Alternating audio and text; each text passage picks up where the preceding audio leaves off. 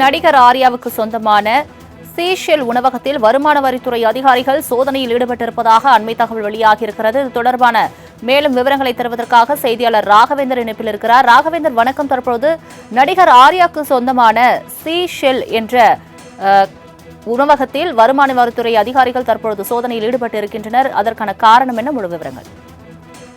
வணக்கம். சென்னை வேளச்சேரி, அண்ணாநகர் உள்ளிட்ட பல்வேறு இடங்களில் நடிகர் ஆர்யாவுக்கு சொந்தமான சீசெல் ஹோட்டல் செயல்பட்டு வருகிறது. இந்த உணவகத்தில் இன்று காலை முதல் வருமான வரித்துறை அதிகாரிகள் சோதனையில் ஈடுபட்டு வருவதாக தகவலானது தெரிவிக்கப்பட்டிருக்கு. வரி ஏய்ப்பு புகாரின் அடிப்படையில் இந்த சோதனையானது நடத்தப்பட்டு வருவதாக தெரிவிக்கப்பட்டிருக்கு. தற்போது சில தினங்களுக்கு முன்பு டிடி நெக்ஸ்ட் லெவல் என்ற திரைப்படத்தை நடிகர் ஆர்யா தயாரித்திருந்தார்.